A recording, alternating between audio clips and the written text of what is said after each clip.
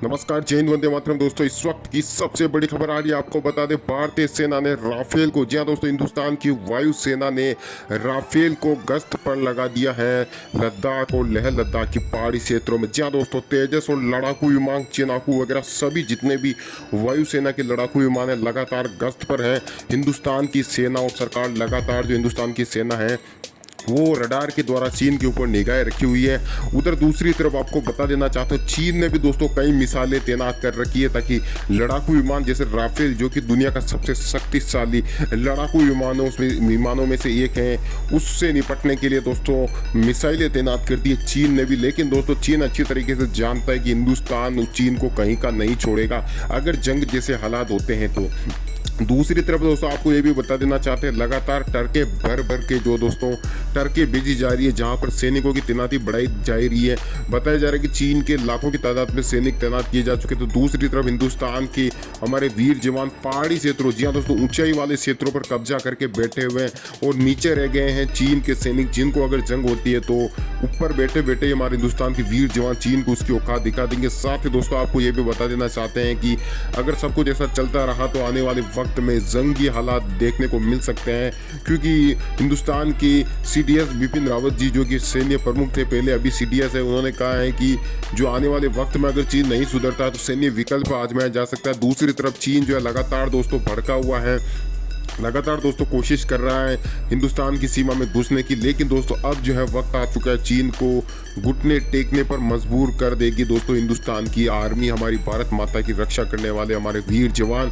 दूसरी तरफ लगातार दोस्तों उच्च स्तरीय बैठकें हो रही है, लेकिन माना यह जा रहा है कि अगले 48 घंटे या 72 घंटे बहुत ही अहम माने जा रहे हैं, क्योंकि जैसे जैसे दोस्तों दिन गुजरते जा रहे हैं विवाद और भी ज़्यादा गंभीर होता जा रहा है। रूस, फ्रांस, अमेरिका, तमाम देश दोनों देशों के बीच में शांति समझौता करवाना चाह रहा है, लेकिन चीन कहीं ना कहीं दोस्तों नहीं मान रहा है।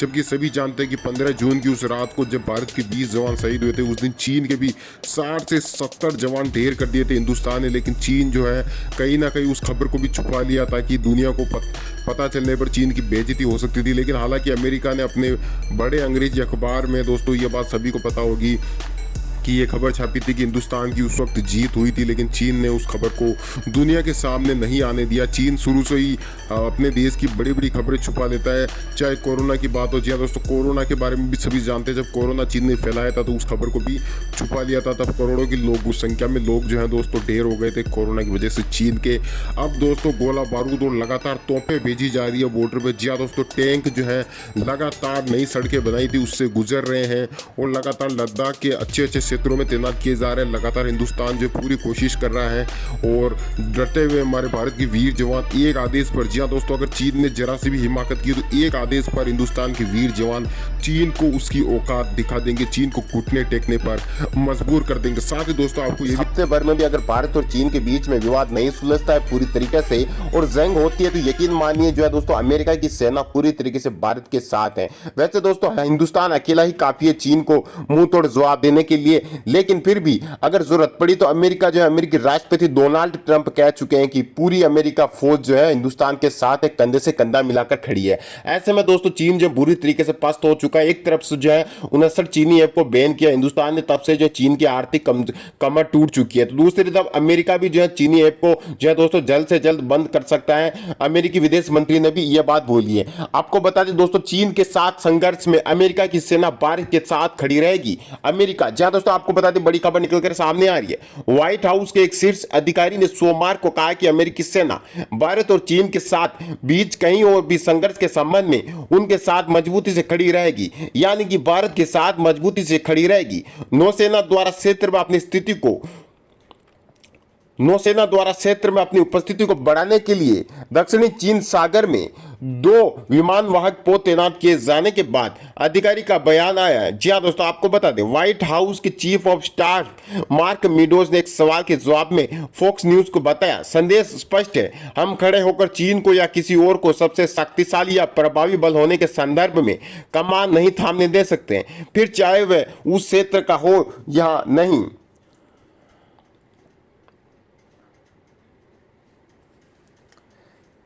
गलवान से हटे चीनी सैनिक। जी हाँ दोस्तों, आपको बता दें भारत ने पिछले महीने चीनी सैनिकों के साथ संघर्ष में भारतीय सैनिकों के शहीद होने के बाद कई चीनी ऐप पर प्रतिबंध लगा दिया। भारत और चीन के सैनिकों के बीच पेंगोंग सो, गलवान घाटी और गोगरा हॉट स्प्रिंट सहित पूर्वी लद्दाख के कई इलाकों में 8 सप्ताह से गतिरोध जारी है। ऐसे में दोस्तों आपको बता दें कि स्थिति जो है बिगड़ गई थी जब 15 जून को गलवान घाटी में दोनों देशों के सैनिकों के बीच झड़प में भारत के 20 सैन्यकर्मी शहीद हो गए थे।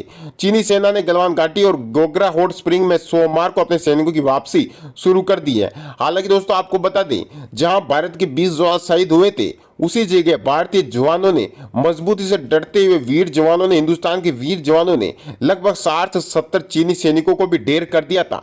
हालांकि चीनी सरकार ने जो है दोस्तों आंकड़ा सार्वजनिक नहीं किया क्योंकि दोस्तों मन ही मन में चीन के मन में डर बैठ चुका था कि भारतीय सेना ने उसके 70 के आसपास जवान शहीद कर मार दिए हैं। तो ऐसे में दोस्तों 70 जो जवान मारे गए थे चीन के, तो इसमें दोस्तों चीन को बड़ा झटका लग चुका था। चीन ने कभी सोचा भी नहीं था, इसलिए दोस्तों अब चीन जो है पीछे हटने को मजबूर हो रहा है। साथ ही दोस्तों अगर जंग होती भी है तो एक झटके में हिंदुस्तान की सेना चीन को उसकी असली औकात दिखा देंगी।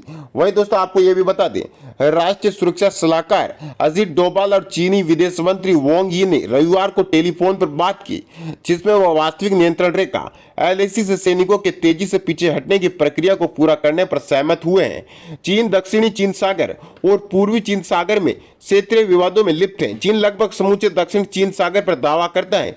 वियतनाम, फिलीपींस, मलेशिया, ब्रुनेई और ताइवान के भी क्षेत्रों को लेकर उसके दावे हैं। तो दोस्तों ये भी बड़ी खबर मानी जा रही है कि आने वाले समय में चीन को बड़ा झटका लगने वाला है। एक तरफ हिंदुस्तान की सेना डटकर सीमा पर खड़ी हुई है तो दूसरी तरफ अमेरिका और रूस भी दोस्तों जो है हिंदुस्तान का साथ देने के लिए तैयार है।